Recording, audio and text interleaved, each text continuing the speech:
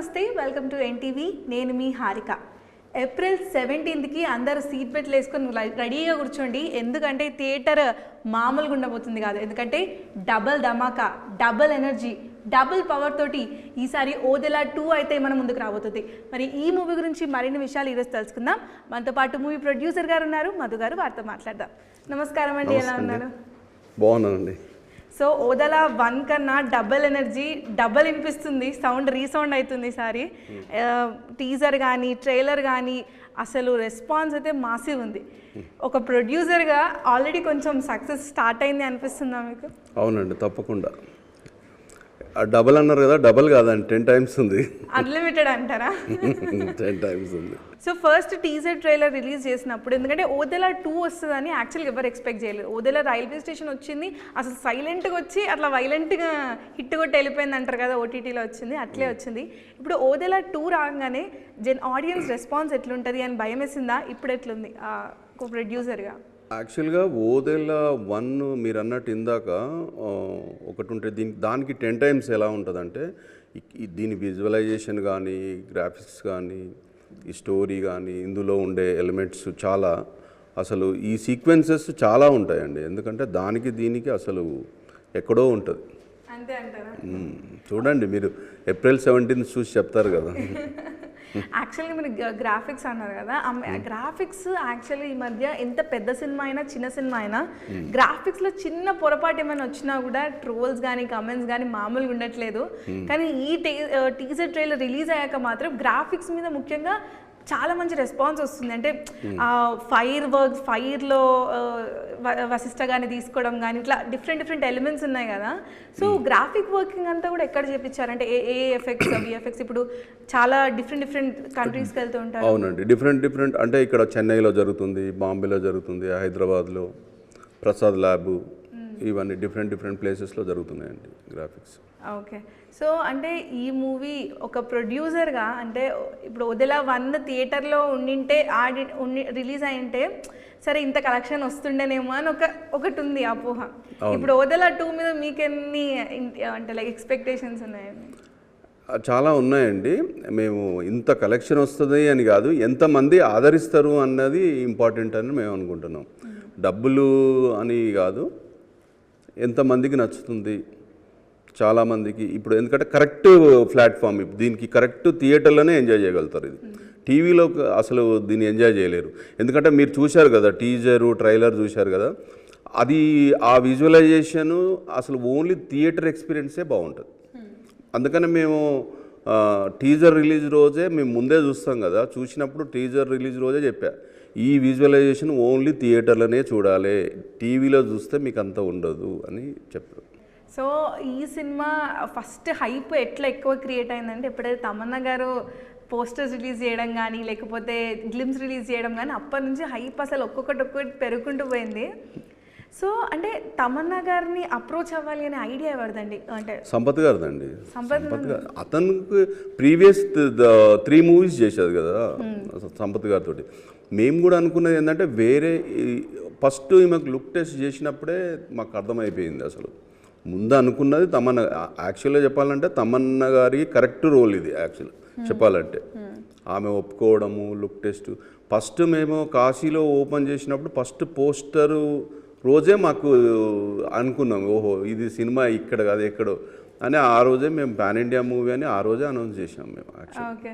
కానీ మీరు అన్నట్టు మీ ప్రమోషన్స్ అవన్నీ కూడా ఒక స్పిరిచువల్ టచ్ ఇచ్చింది అనిపించింది. ఎందుకంటే కుంభమేళలో చేశారు, కాశీలో చేశారు, ఇవన్నీ కూడా అంటే దైవం తోడు కూడా ఉండాలి అంటారు కదా, అట్లా అనిపించింది మీ ప్రమోషన్స్ అన్నీ కూడా. ఎవరు చేశారు, ఎట్లా అంటే అక్కడ ఎక్స్పీరియన్స్ అంతా ఎలా అనిపించింది? ఇది యాక్చువల్గా సినిమానే దైవానికి మధ్యలో ఉన్నది కాబట్టి దైవాన్ని నమ్ముకొని వెళ్తున్నాం. ఓకే. కుంభమేళ కూడా వెళ్ళారు కదా? మా కుంభమేళ వెళ్ళాం కదండి, మొత్తం క్రూ కాస్ట్ అండ్ క్రూ మొత్తం వెళ్ళాం. వాళ్ళు వెళ్ళి అక్కడ ఒక్కరిద్దరు పోవాలంటేనే పోలేని పరిస్థితి ఉన్నది. చాలా డేర్ చేసి వెళ్ళాము, అంత హ్యాపీగా చేసుకొని వచ్చాం. కానీ ఇప్పుడు జనరల్గా చిన్న ఇప్పుడు షాప్ ఓపెనింగ్లలో అట్లా తమన్నా గారు కనిపిస్తేనే జనాలు ఇంత ఆగారు. ఇంకా అక్కడ 40 కోట్ల మంది ఉన్నారంటే ఎట్లుండే ఎక్స్పీరియన్స్ అంతా కూడా? అక్కడ క్రౌడ్ చాలా కొంచెం సేపు ఇబ్బంది అయింది తనకు కూడా. అక్కడ త్రివేణి సంగములో స్నానం చేసేటప్పుడు కానీ అక్కడ క్రౌడ్ మొత్తం అంటే ఒక లక్కీ ఏంటంటే మేము అక్కడికి పోయే వరకు తెలియదు. ఆ త్రివేణి సంగంలో కొంతమంది ఉంటారు కదా, అక్కడ చుట్టూ మొత్తం వాటర్ కదా, అందరూ సరౌండింగ్లో చేస్తుంటారు. త్రివేణి సంగంలో అక్కడ విఐపి ఘాట్లోకి వెళ్ళి అక్కడ విఐపి ప్లేస్లోకి వెళ్ళి అక్కడ చేసాం కాబట్టి అక్కడ కొంతమంది ఉన్నారు. ఆ కొంతమంది వల్ల కొంత ఇబ్బంది పడ్డది. మీరు ఈ జర్నీలో ట్రావెల్ చేశారు కదా ఉదలా 2లో, ముఖ్యంగా ప్రమోషన్స్ అప్పుడు కానీ మీరు ఇంకా బాలీవుడ్ కోసం ముంబై వెళ్ళిండ్రు. సో ఎట్లా అంటే ఆఫ్ ది స్క్రీన్ తమన్నా గారితో ఎట్లా ఉంటుంది? వెరీ డౌన్ టు ఎర్త్ అండి అతను. ఆమె చాలా చాలా బాగుంది. అంటే ఆమె బిహేవియర్ కానీ మాట్లాడే విధానం కానీ స్మైల్గా నచ్చితే బాగానే మాట్లాడుతుంది అంతే. సో మరి హెబ్బా గారు, వశిష్ఠ గారు ఎట్లా ఉంటుంది సెట్స్లో? మీరు ప్రొడక్షన్గా మీరు కూడా వెళ్తుంటారా సెట్స్? ఎట్లా వెళ్ళేవాడినండి నేను, మ్యాక్సిమం వెళ్ళినాను నేను సెట్కు. వశిష్ఠ గారు వెరీ ఫ్రెండ్లీ నేచర్. వశిష్ఠ గారు అందరూ ఫ్రెండ్లీగా, ఈవెన్ జూనియర్ ఆర్టిస్ట్. నేనేదో ప్రొడ్యూసర్ అన్నట్టుగా అక్కడ ఏం లేదు.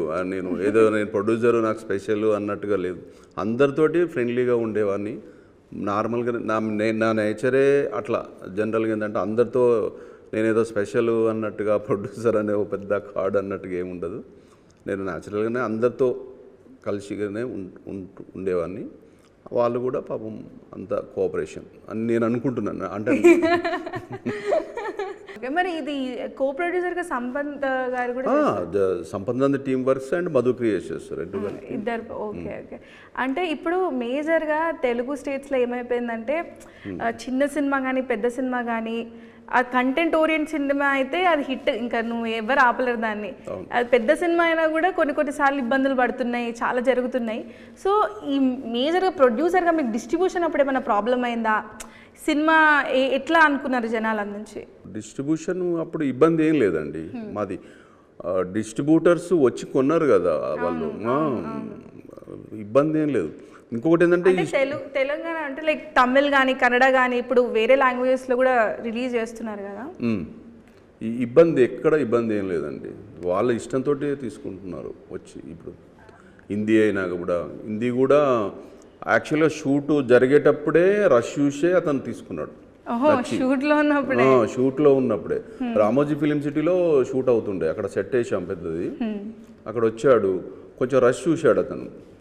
చూసి అసలు అతని ఎంకరేజ్మెంట్ ఇంకా చాలా ఉంది మాకు. ఇంకా ఐసా నికాల్నా, ఐసా కర్నా, వేసా కర్నా అనే హిందీ అతను తీసుకున్న అతను, ఇంకా అతని ఎంకరేజ్మెంట్ చాలా ఉంది. అతను కూడా మాకు ఇంతగా కలిసింది అనుకోండి. ఏంటంటే ఎంకరేజ్మెంట్ తోడైపోయింది అతను. ఇంకా ముందుకు సాగించింది.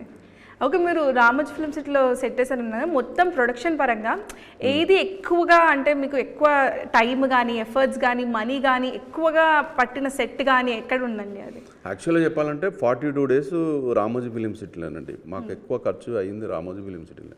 రామోజీ ఫిలిం సిటీలో ఇంతమంది crew, juniors every day 150 members, 200 members మా క్రూ మొత్తము. వీళ్ళొక 150, 300, 400 members రామోజీ ఫిలిం సిటీలో ఉండాలంటే అక్కడ ఇంకా ఖర్చుతో కూడుకున్నది. ఖర్చు ఈ క్లైమాక్స్ అయితే 800 members, 600 members, 600 to 800 members.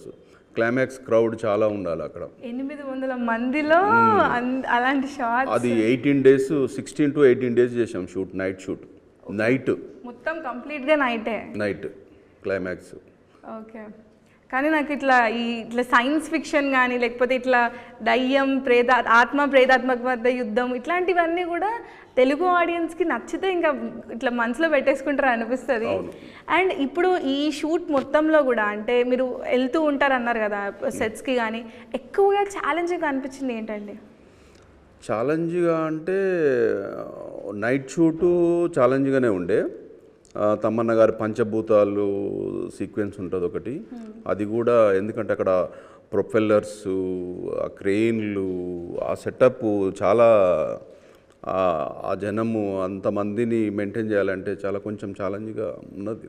Okay, కానీ ఆ క్లైమాక్స్ కోసం మీరు చెప్తుంటే నాకు విజువలైజేషన్ వస్తుంది 800 మంది ముందెలా అంటే ఎంత క్రేజీగా ఉండబోతుంది అని.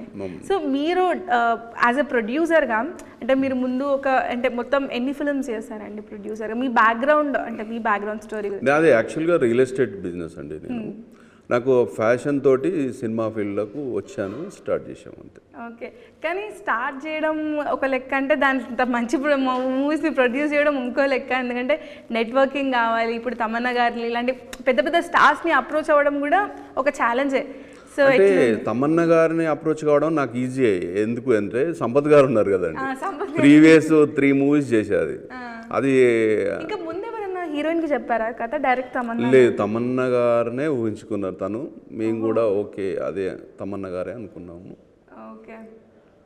ఇంకోటి ఏంటంటే మీరు ఇంత మంచిగా రావడానికి ఫస్ట్ మూవీ అని మీరు అంటున్నారు కదా, అంటే మేము చేయాల్సింది కరెక్ట్ చేస్తే సక్సెస్ అనేది వస్తుంది అనే ఉద్దేశంతో ఒక నిష్టగా చేసినాం అనుకోండి. షూటింగ్ టైంలో కూడా నాన్ వెజ్ తినకుండా, ఎవరిని లేకుండా అలా శుద్ధి మూవీలో ఆఫ్ స్క్రీన్ ఆన్ స్క్రీన్ కూడా అలానే పాటిస్తూ. తమన్నా గారు చెప్పులు లేకుండా ఎండలో 45 degrees 44 degreesలో చెప్పులు లేకుండా యాక్టింగ్ చేసింది తను. ఇప్పుడు మా సంపత్ గారు ప్రమోషన్లో చెప్పులు లేకుండా తిరుగుతున్నాడు. ఆమె చెప్పులు వేసుకొని ఇప్పుడు ఆమె షూట్ అయిపోయింది. సంపత్ గారు ఇప్పుడు తను చెప్పులు లేకుండా తిరుగుతున్నాడు.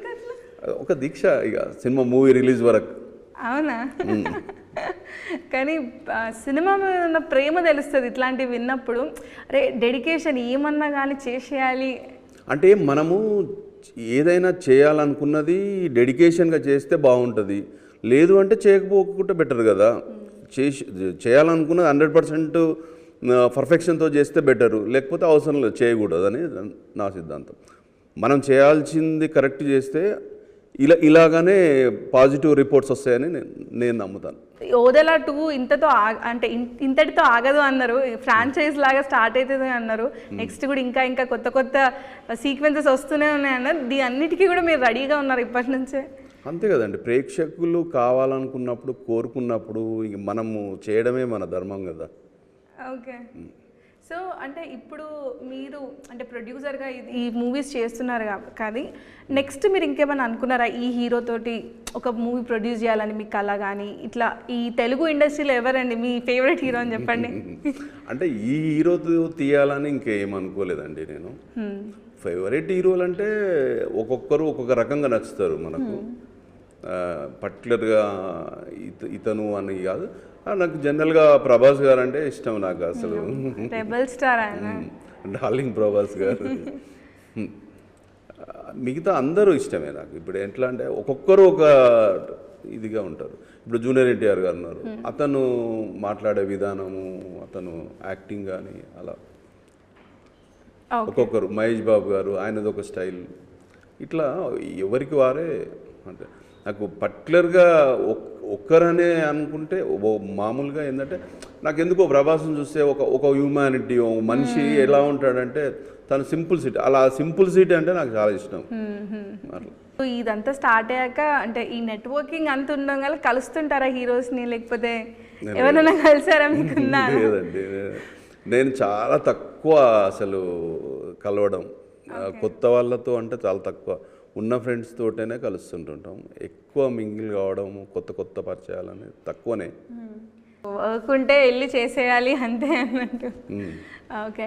సో మరి ఈ మూవీ నుంచి అంటే మీకు మేజర్గా ఉన్న ఎక్స్పెక్టేషన్స్ ఏంటంటే, అంటే ఆడియన్స్కి ఈ హుక్ పాయింట్ వల్ల వాళ్ళు ఎప్పుడు అంటే నా పక్క బాగుందిరా, నెక్స్ట్ ఎవరికైనా సజెస్ట్ చేయాలిరా అని అనిపించిన హుక్ పాయింట్ ఏమనిపించింది? యాక్చువల్గా ఏంటంటే ఈ మూవీ స్పెషల్ ఏంటంటే సీన్స్ అనేది ఒక డిఫరెంట్ ఉంటాయి, కొత్తగా ఉంటాయి. టేకింగ్ అనేది ఎలా అంటే ఇప్పుడు రెగ్యులర్గా సినిమాలు ఉన్నాయి, ఏదో ఒక సీన్ ఉంది, రెగ్యులర్గా ఒకటే టైప్ ఉంటుంది. ఇవి అలా కాదు. ఇది ఏంటంటే కొత్తగా ఉంటాయి, న్యాచురల్గా ఉంటాయి, ఒక ఆర్గానిక్గా నడుస్తుంటాయి స్టోరీస్ కానీ ఆ సీన్లు కానీ. ఒక విలేజ్ అంటే ఒక విలేజ్లో మనుషులు ఎలా బిహేవ్ చేస్తారు, ఎలా కొట్లాడుకుంటారు, ఎట్లా మీరు టీజర్లో చూశారు కదా, ఒక మనిషిని ఎలా ఒక్కొక్కటి గూస్ బంప్స్ వస్తుంటాయి ఆ సీన్స్ చూస్తుంటే. ఆ అజనీష్ గారి బ్యాక్గ్రౌండ్ కానీ, డిఓపి సౌందరరాజన్ కానీ విజువలైజేషన్ కానీ ఇది టెక్నీషియన్స్ చాలా హై కదండి ఇది వీళ్ళు. కానీ సెట్స్లో వెళ్ళినప్పుడు అవన్నీ డైలీ మార్నింగ్ నుంచి నైట్ వరకు అవే చూస్తుంటే కళలు కూడా అట్లే వస్తుంటాయండి. అట్లేం లేదండి. మొన్న హెబ్బా గారిని అప్పుడు కలిసినప్పుడు లైక్ మెంటలీ కూడా అదే నడుస్తుంటుంది, ముందర ఏం జరుగుతుందో అంటే తను యాక్ట్ చేస్తుంది కాబట్టి ఉండొచ్చు, మేము చూస్తున్నాం కాబట్టి మాకు. కానీ సెట్స్లో కూడా మీరు అన్నట్టు చేసేటప్పుడు కూడా గూస్ బంప్స్ వచ్చే సీన్స్ అన్ని అమ్మో చాలా ఉన్నాయండి. అసలు ఒక్కొక్క సీన్ చూస్తుంటే మనకు అనిపిస్తుంది అసలు ఓహో ఒక థ్రిల్లింగ్ ఎలా అంటే మీరు చూడండి ఏప్రిల్ 17 చూస్తే తెలుస్తుంది. ఓకే, సో లాస్ట్లీ మా ఎన్టీవీ ఆడియన్స్ అందరికీ ఏం చెప్తారు, ఎందుకు ఏప్రిల్ 17కి రావాలి అంటే? రెగ్యులర్ ఫార్మాట్లో ఉండవు ఈ సినిమా కాబట్టి ఒక డిఫరెంట్ ఎక్స్పీరియన్స్, ఒక సూపర్ న్యాచురల్ థ్రిల్లర్ కాబట్టి కంపల్సరీ మీరు వచ్చి ఏప్రిల్ 17 చూసి ఎంజాయ్ చేయండి. Okay, all the very best అండి. Thank you అండి. ఈ ఓదల ఫ్రాంచైజ్ ఇట్లే కంటిన్యూ అవ్వాలి, 2, 3, 4, 5, 6 ఇట్లా వస్తూనే ఉండాలి అనుకుంటున్నాను. మళ్ళీ ఈ 3, 4, 5 రావాలి చేయాలని అనుకోవడం, మళ్ళీ మీరు ఇంటర్వ్యూలు తీసుకోవాలి. షూర్, డెఫినెట్లీ అండి. ఓకే, సో చూసారు కదా, ఏప్రిల్ 17కి అయితే మాసివ్ ట్రీట్స్ ఉండబోతున్నాయంట, గూస్ బంప్స్ వచ్చే సీన్స్ కూడా ఉంటాయంట. So watch only on theatres. That was NTV. Thank you.